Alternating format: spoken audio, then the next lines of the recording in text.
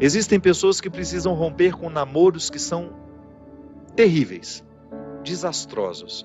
Aquela pessoa só faz mal a você sabe disso, mas você tem um vínculo com ela, você tem necessidade afetiva, você não consegue romper aquele namoro.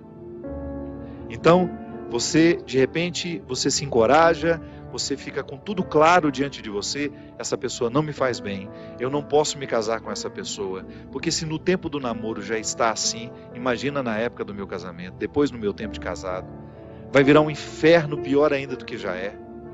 Aí você se encoraja, motivado por pessoas que estão ao seu lado, a romper. Aí é terrível no dia que você rompe. O sofrimento é cruel dentro de você. Parece que você nunca mais vai se recuperar, que você só pensa naquela pessoa. Por quê? Porque apesar dela te fazer tão mal, você tem um vínculo doentio com ela, de dependência afetiva. Você sabe que ela te faz mal, mas você não sabe viver sem ela. Aí você começa a dar passos. A primeira semana é horrível.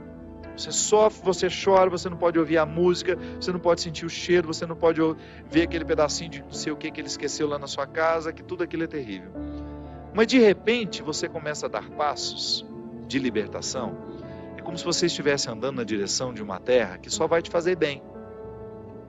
E um mês depois aquele sofrimento ficou melhor, 2 meses depois aquele sofrimento melhor, e de repente você não está nem mais lembrando. Claro que ainda existe ali um vínculo silencioso sendo desarmado, porque a dependência afetiva, ela não morre da noite para o dia.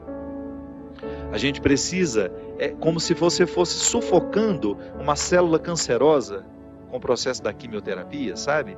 Que você vai retirando a vida da célula cancerosa, que é a célula que nos mata. Aí digamos que 3 meses depois, você encontra de novo com aquela pessoa, e você tem aquela famosa recaída. Aí pronto. O castelo que você estava construindo, o chão que você tinha andado, que tinha sido tão difícil, você joga fora e você volta para o Egito, você volta para a escravidão. Você faz o mesmo que os companheiros de Moisés queriam fazer, voltar a comer a cebola, voltar a comer o alimento podre, estragado. Aí você reata aquele relacionamento, porque ele é doentio e você não cuidou da devida distância que você deveria manter. Porque quando você tem essa dependência afetiva, você tem que estabelecer a distância, porque senão você não se cura. Você tem que parar de querer saber da vida daquela pessoa, porque senão você não se cura. Você precisa parar de ficar fuçando o Facebook dela, porque senão você não se cura. Você precisa parar de ficar investigando a vida. Onde que ela foi? O que ela está? Você tem que cessar todos os pontos que podem lhe fazer querer voltar para o Egito. Porque senão você nunca vai se libertar. Aí 3 meses depois você está bela e formosa já, matando a célula cancerígena, você vai dar mais uns beijos na boca, volta àquela dependência horrorosa e o inferno retorna na sua vida. Na sua primeira semana é até bom que está tudo voltando. Daqui a pouco, minha filha, você está num inferno pior do que você estava 3 meses atrás. É assim. Quando a gente não sabe viver o desconforto que nos edifica, a gente se boicota o tempo todo. É como parar de beber, é como parar de fumar.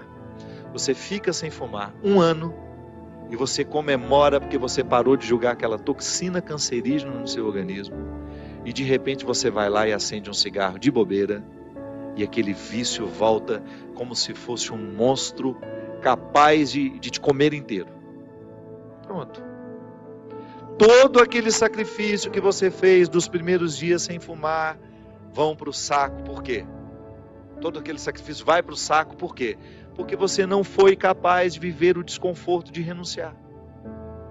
Minha gente, é impressionante como essa mão de Deus nos auxilia assim, nos fazendo conscientes do que nós precisamos romper na nossa vida. São situações que a gente precisa estabelecer limites para elas, porque senão a gente não vai ser curado nunca.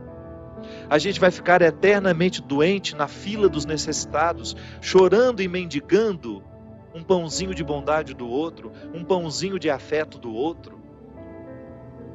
Pelo amor de Deus, nós não fomos feitos para isso.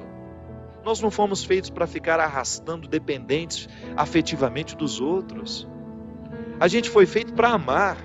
E o amor só tem sentido na nossa vida se for para nos edificar, se for para nos ajudar a atravessar o desconforto do deserto. Caso contrário, ele não faz sentido. Esse pseudo-amor, esse falso amor que às vezes a gente diz sentir um pelo outro, que não nos ajuda nos desconfortos do deserto. Eu preciso viver os meus desertos, você precisa viver os seus.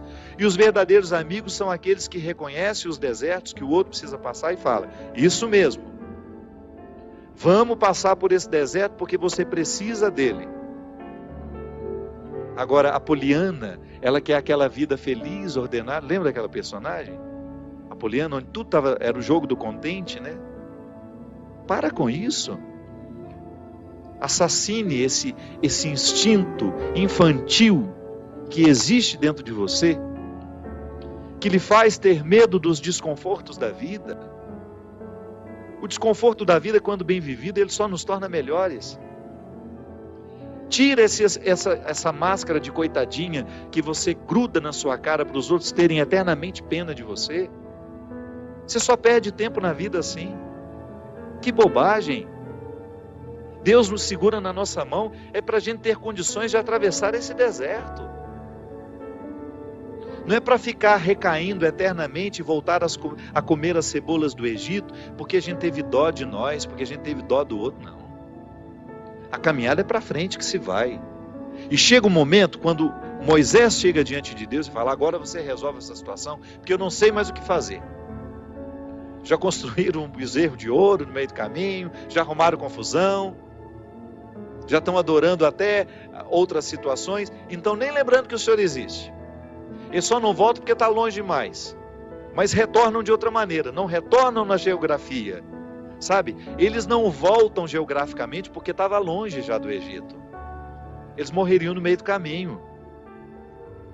Mas não voltavam geograficamente, mas voltavam afetivamente. Porque às vezes a gente já ultrapassou o território da nossa escravidão físico. Eu já saí da cadeia, mas a cadeia não saiu de mim. É assim que funciona.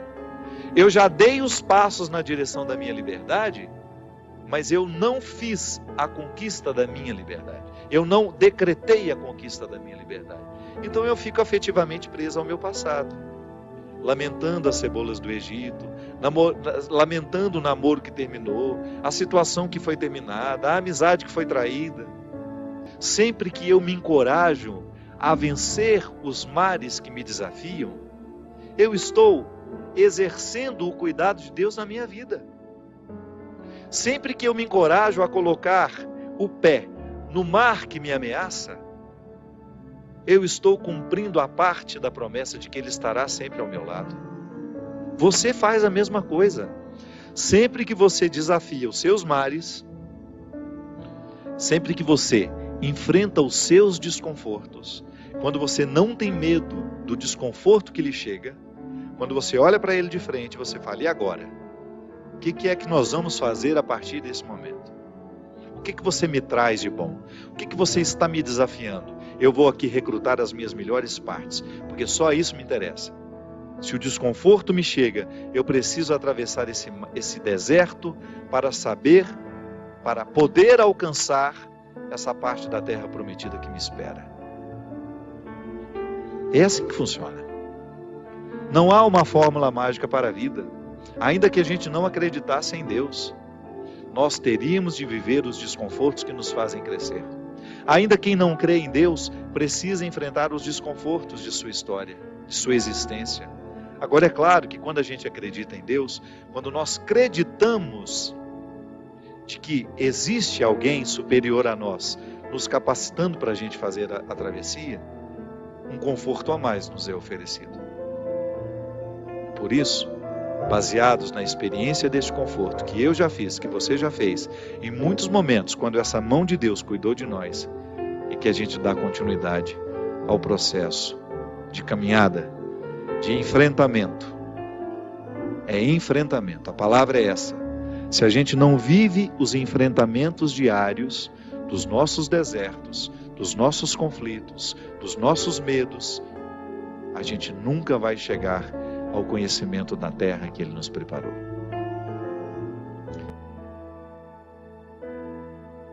Motivação Cristã. A Deus toda glória e louvor.